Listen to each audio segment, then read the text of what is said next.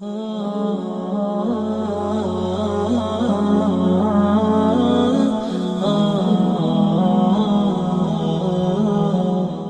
سلام علیکم، میں ہوں حسن آصف۔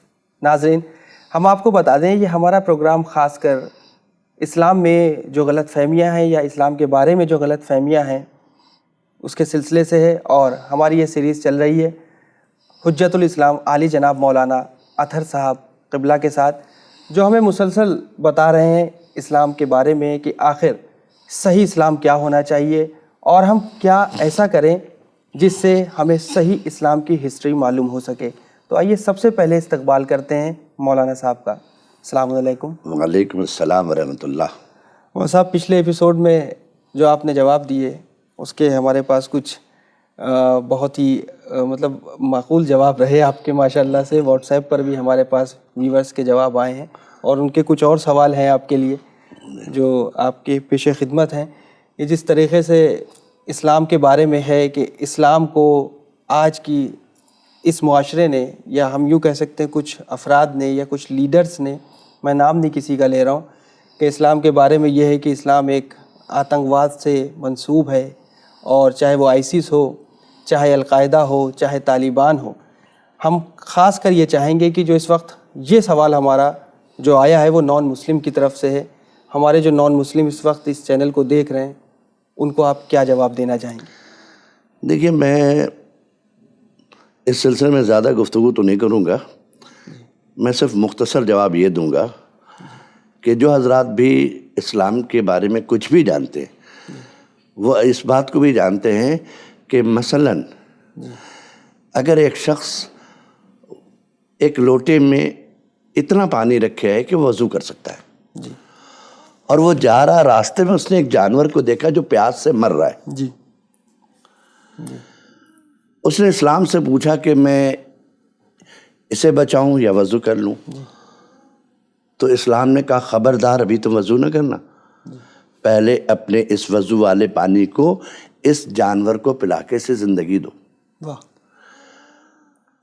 اور تم بغیر وضو کے صرف تیمم سے بدل کر لینا اور نماز پڑھ لینا، میں اسے قبول کر لوں۔ تو جو اسلام ایسا مزاج رکھتا ہو کہ جانور کو مرتا ہوا نہیں دیکھ سکتا، وہ انسان کو مارنے کا کہاں حکم دے سکتا ہے؟ بتائیے۔ واہ واہ، سبحان اللہ، بے شک۔ لہٰذا اب جو لوگ اسلام کے نام پر یہ کام کر رہے ہیں وہ آتنکواد ہیں اور اسلامی لباس پہنے ہوئے ہیں۔ اور میں آپ کو بہت مختصر میں بتائیں کہ ایک ٹریننگ کر کے ایک یہودی وہ آیا، حافظ قرآن بنا، اس نے دین کی باتیں سیکھی، شریعت کی باتیں سیکھی، سب کچھ سیکھ کے ایک دم ٹرین ہو گیا مسلمان، اور جتنی ضرورت تھی اسلام میں داڑھی کی اس سے بڑی رکھی اس نے، تاکہ یہ بتا سکے میں بڑا مولانا ہوں۔ ٹھیک ہے، اگر مسلمان جو ہے ٹخنے کے اوپر پیاں پہنتا ہے تو وہ اس سے کچھ اور اوپر گیا ہے تاکہ بتائے کہ ہم تم سے زیادہ بڑے مسلمان ہیں۔ اور وہ اس کے بعد وہ آیا اور اس نے کہا کہ میں کہاں سے شروع کروں، کس مسجد میں جاؤں اور اپنے کو امام بنا کے پیش کروں، اور میں اسلام میں مغالطہ اور جو ہے وہ کنفیوژن پیدا کروں۔ تو اس نے دیکھا ایک چرواہا آ رہا، کہا یہیں سے ابتدا کرتے، یہ گاؤں کا چرانے والا، جانوروں کا مویشی چلانے والا، اس کے پاس وہ آیا۔ اس نے کہا السلام علیکم، اس نے وعلیکم السلام، کہا کہ بھائی میں حافظ قرآن ہوں، میں مسلمان ہوں، میرا نام عبداللہ ہے۔ اس نے ویلکم کیا اس چرواہے نے، اس کا ہاتھ بھی چوما، کہا بیٹھیے۔ کہا آپ کہاں کے ہیں؟ پوچھتے پوچھتے وہ اپنا مقصد اس نے رکھا، وہ کیا؟ اس نے کہا کہ دیکھیے بھائی، ایسا ہے کہ میں ایک بات سوچ رہا ہوں، میں نے بہت محنت سے قرآن حفظ کیا ہے، قرآن میں بہت سی آیتیں جو ہے متشابہات ہے، ایک جیسی آیتیں جو ایک ہی مفہوم کو ادا کر رہی ہیں، اگر ان کو کم کر دیا جائے، جیسے ایک جیسی دو آیت ہے تو ایک کم کر دیا جائے، تو اس طرح اس کا وہ بھی کم ہو جائے گا، حفظ کرنے میں بھی آسانی ہوگی اور اس کو رکھنے میں بھی آسانی ہوگی، لوگوں تک پہنچانے میں بھی آسانی ہوگی۔ وہ چرواہا سنتا رہا، سنتے سنتے اس نے کہا کہ مولوی صاحب ایک بات پوچھوں آپ سے، کرے کیوں کہ اللہ نے بہت سی چیزیں آپ کے باڈی میں اضافی دی ہیں. جیسے آپ کے ہاتھ 2 کان ہیں، آپ ایک سے بھی سن سکتے ہیں، 2 آنکھیں ہیں، ایک سے بھی دیکھ سکتے ہیں، 2 کڈنیاں ہیں، ایک سے بھی کام چل سکتے ہیں. تو ایک کام کیجئے، آپ ایک ایک کم کر دیجیے سب چیزیں. اس طرح آپ کو باڈی میں کھانے کی بھی کم ضرورت پڑے گی. اب زیادہ دیر وہ رہ سکتے ہیں. بھئی یہ سننا تھا کہ وہ وہاں سے بھاگا، اور ساری زندگی وہ کہتا میں یہی سوچتا رہا ہوں کہ جس قوم کا چرواہا اتنا ٹیلنٹڈ ہے، اس کا مولوی کیسا ہوگا. تو میں ایک ہی بات کہوں گا کہ جو کچھ بھی آپ سنیں اسے اسلام کا نام نہ دیں.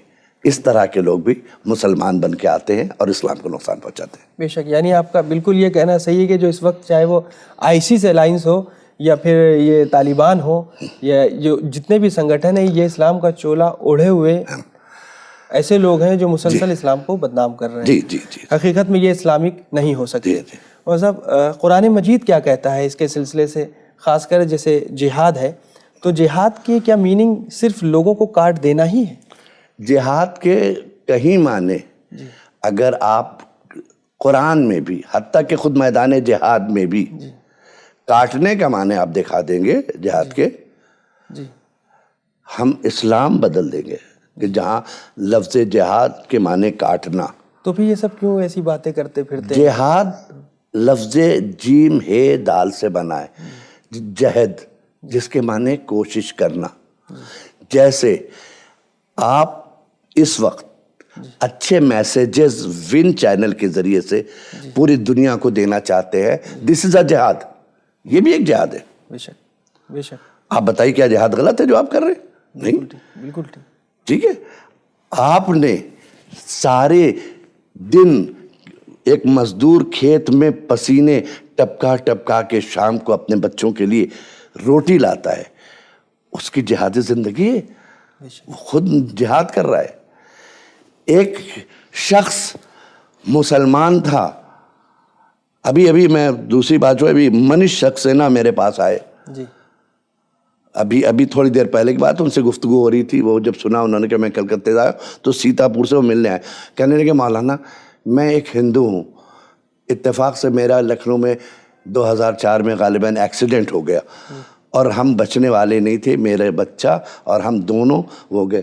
جو آتا تھا اتنا زخمی تھا میرا جسم کہ کوئی آتا نہیں تھا. 2 نقاب پوش عورتیں آئیں اور آنے کے بعد انہوں نے مجھے میرے زخم کو صاف کرنا شروع کیا. تو میں نے کہا کہ نہیں، تم مت ہاتھ لگاؤ، تمہارے اسلام میں نامحرم کو چھونا جائز نہیں ہے. تو اس عورت نے صرف اتنا ہی کہا کہ اس وقت تم نامحرم نہیں ہو، تم ضرورت مند ہو. واہ واہ. اس لیے تو وہ کہتا ہے کہ اس کردار سے پھر اس نے مجھے ایڈمٹ کیا جا کے ایمرجنسی میں، ان دونوں عورتوں نے. اس کے بعد وہ عورتیں کہاں گئیں آج تک مجھے نہیں معلوم ہوا، لیکن ان دونوں کی تصویریں آج بھی مجھے صحیح گائیڈنس کی طرف لے کے جاتی ہیں. تو آپ بتائیے کہ یہ جہاد تھا جو یہ 2 خواتین نے کیا. جہاد کے معنی قتل و غارت گری کے نہیں ہے. اسلام میں جو جہاد کا حکم دیا گیا ہے وہ اس لیے دیا گیا ہے کہ جب معاشرے میں برائیاں پھیل جائیں تو آپ پر لازم ہے کہ آپ کھڑے ہوں سختی کے ساتھ اور اس کو روکیں. جیسے یہ ہمارا پولیس ڈپارٹمنٹ کیا ہے، جو پولیس ڈپارٹمنٹ اگر صحیح طور سے برائیوں کو روک رہا ہے وہ جہاد کر رہا ہے، معاشرے سے برائی کو ختم کر رہا ہے. اس کا لیڈر ہے ڈی ایم، اس کا لیڈر ہے کمشنر، جس کے اشارے پہ برائیاں ختم کی جاتی ہیں. ان کے پاس اسلحے ہیں. کیا آپ ان کو آتنکواد کہیں گے ان پولیس والوں کو، یا کہیں گے مجاہد ہیں کہ ڈکیت کو مار دیا؟ اس ڈکیت کو مجھے مارا تو آپ نے نہیں کہا کہ صاحب، آپ نے کہا ڈکیت مارے گئے اور ان کو کہا کہ مجاہد، ان کو تمغہ دیا گیا. اسی طریقے سے اسلام کہتا ہے کہ جب برائیوں کو دور جو کر رہا ہے اس کو تمغہ دینا چاہیے اور برائی کرنے والوں پہ لعنت کرنی چاہیے. بے شک، بالکل صحیح کہا آپ نے. یہی میرے خیال سے فکر ہے ان طالبان کی اور القاعدہ جیسے سنگٹھن کی، کہ جو ایجوکیشن سے بھی بچوں کو دور کرتے ہیں اور خاص کر لڑکیوں پر اور خواتین پر ظلم کرتے ہیں. تو یہ ایک بہت برا میسیج ہے. بس ٹائم کی کمی ہے اور آپ کی جو ماشاءاللہ سے جو گفتگو ہے وہ تو ہم ہی اس میں ایک دم بند گئے. اور حقیقت میں ہمارے ناظرین کا تو اس ٹائم جو دیکھ رہے ہیں چینلز پہ موجود ہیں، ان کو حقیقت میں آپ کی ایک ایک بات حقیقت بھی ہے اور سچ بھی ہے کہ جس طریقے سے ناظرین ایک بہترین عالم کی ضرورت ہے، ایک بہترین اوریٹر کی ضرورت ہے، ایک بہترین اس کردار کی ضرورت ہے جس کے ذریعے آپ کچھ سمجھ سکیے، کچھ سیکھ سکیے، تو اس میں دیر نہ کیجیے، اس چیز کو فوراً ایکسیپٹ کیجیے. اور جو آپ کو عقل کی طرف جو پہلے ایپیسوڈ میں اشارہ کیا گیا تھا کہ عقل کو اللہ نے معیار قرار دیا، آپ عقل سے کام لیجیے. ایجوکیشن کے جو بات آتی ہے، علم کی بات آتی ہے، اس میں بڑھ چڑھ کر حصہ لیجیے. اور مولانا صاحب جس طریقے سے دیکھا گیا آج خاص کر اسلامی معاشرے کو اتنا بدنام کر دیا گیا ہے علم کے سلسلے سے کہ علم میں یہ بہت جناب پیچھے ہیں. آپ کی معاف کی عقل کی بات تو مجھے ایک بات یاد آئی کہ معصوم سے پوچھا گیا مل عقل، عقل کیا ہے؟ تو آپ نے فرمایا مکتسبہ بہل جنان، عقل وہ ہے جس سے سورگ، جس سے جنت، جس سے پیراڈائز حاصل کیا جائے. واہ واہ واہ. تو کسی نے اس دور کے رسول کے دور کے کچھ مکار لوگوں کے اس نے نام لے لیے. اچھا. کہ حضور یہ تو بڑے عقل مند تھے یہ لوگ، انہوں نے ایسے ایسے کیا. تو آپ نے فرمایا نہیں، یہ مکر ہے جو عقل سے ملتی جلتی شے ہے. اچھا. کہ جسے آدمی مکر ہے، جسے آپ عقل مند سمجھتے ہو، عقل نہیں ہے. اس لیے کہ اگر یہ عقل ان کے پاس ہوتی تو کبھی ایسا کام نہیں کرتے جس سے انسانیت کو نقصان پہنچے. تو یہ ہے مکر جو ہے شباہت رکھتی عقل سے. لہٰذا آج کے دور میں آپ دیکھیے سیاسی پارٹیاں یہ وہ، ابھی الیکشن کا زمانہ چل رہا ہے، کتنی باتیں کر رہے ہیں، ہم یہ بنا دیں گے، ہم آپ کا گھر بنا دیں گے، آپ کی زندگی جنت بنا دیں گے، آپ کا یہ کر دیں گے. یہ مکاریاں ہیں، عقل مندی نہیں ہے، لیکن اس مکر کے ذریعے سے وہ آپ تک پہنچا جاتے ہیں. بے شک بے شک، بالکل صحیح ہے. یہ بات ہے. صاحب بس ایک ہم چاہتے ہیں چھوٹا سا پیغام دے دیں خاص کر ہمارے معاشرے کو، ہمارے سماج میں جو غلط فہمیاں ہیں، کیونکہ ٹاپک وہی ہے اسلام کے بارے میں جو غلط فہمیاں ہیں اسے کیسے دور کریں اور کیسے بچا جا سکتا ہے. ایک چھوٹا سا پیغام ہمارے ناظرین. میں تو صرف اتنا کہوں گا پورے دنیا کے لوگوں کو، نہ صرف مسلمانوں کو، کہ آج ضرورت ہے اتحاد کی، یونٹی کی، ایکتا کی. جی. کم سے کم اگر مسلمان صرف 3 باتوں پر متوجہ ہو کر توجہ دے دے تو ہمارے جھگڑے ختم ہو جائیں. ایک وہ اللہ کہ جو قابل پرستش ہے، قابل عبادت ہے، جس نے دین بھیجا ہمارے لیے. ایک وہ نبی کہ جس نے دین ہم تک پہنچایا، ہمیں بے دینی کے راستے سے نکال کر گمراہی سے صحیح سچائی کے راستے پہ چلایا. اور ایک وقت آیا جب یہ دین مٹ رہا تھا اور ہم پھر بے دینی کی طرف بڑھ جاتے. اسی گھر کا ایک فرد اٹھا اور جس نے دین کو بچا لیا. اگر ان تینوں کے درمیان پورے اسلام کو دیکھے تو کبھی اختلاف نہیں ہوگا. جو بھیجنے والا ہے اس کی عبادت کرے، بے شک. جس نے دین پہنچایا ہے وہ قابل احترام ہے، اور جس نے دین بچایا ہے وہ ناقابل فراموش ہے، اسے ہمیشہ یاد کیا جائے. بے شک. برادر عزیز، میں آپ کے ون ٹی وی کے ذریعے سے جوانوں کو ایک پیغام دینا چاہتا ہوں. وہ یہ ہے کہ آج بہت سارے اسٹیج بن چکے ہیں، بہت سارے ممبر ہو گئے ہیں، بہت سارے مقرر ہو گئے، بہت ساری فکریں آ گئی. کوئی کچھ کہتا ہے، کوئی کچھ کہتا ہے، کوئی کہتا ہے. ہمیشہ یاد رکھیے کہ آپ کا سورس جو ہونا چاہیے وہ یہ ممبر نہیں ہونا چاہیے. آپ زندگی کیسے گزارے، آپ کس طریقے سے رہے، کس طریقے سے آپ معاشرے میں رہے، کس طرح سے غم حسین منائیں، کس طرح سے عزاداری کریں. خود ہمارے چوتھے امام جب تک زندہ رہے ان سے زیادہ قریب کربلا سے کوئی نہیں تھا جو کربلا سے آئے تھے. تو ہمارے پاس ان کی زندگی پر اگر ہم سچ کریں اور اس زندگی کو جو ہمارے امام نے عزاداری کے طور پہ پیش کیا، اگر اس کو ہم پیش کریں تو ہم سمجھتے ہیں کہ معاشرے میں بہترین عزاداری ہوگی.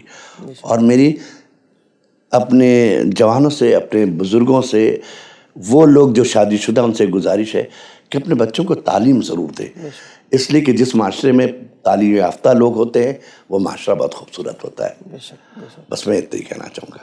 یقیناً مولانا صاحب آپ کی یہ جو بات ہے اس میں بہت زیادہ دم ہے، اور اگر اسی کے اوپر پوری غور و فکر کر کے پورا اسلامی معاشرہ اس پر عمل کرے تو یقیناً ایک بہترین زندگی اور ایک کامیاب زندگی گزار سکتا ہے۔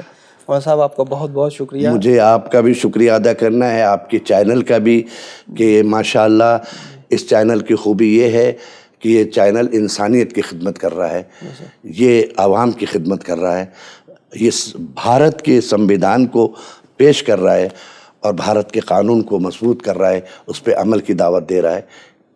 ہماری دعا ہے کہ یہ چینل ہمیشہ پھولتا پھلتا رہے اور آپ لوگ بھی سلامت رہیں۔ بہت بہت شکریہ۔ فی الحال ناظرین، اب ہم آپ سے اجازت لینا چاہیں گے۔ انشاءاللہ میں حسن آصف اور مولانا سید اطہر عباس صاحب قبلہ پھر موجود ہوں گے ایک نئے ایپیسوڈ کے ساتھ، ایک نئے موضوع کے ساتھ۔ اب ہمیں اجازت دیں اور دعاؤں میں ضرور یاد رکھیں۔ خدا حافظ۔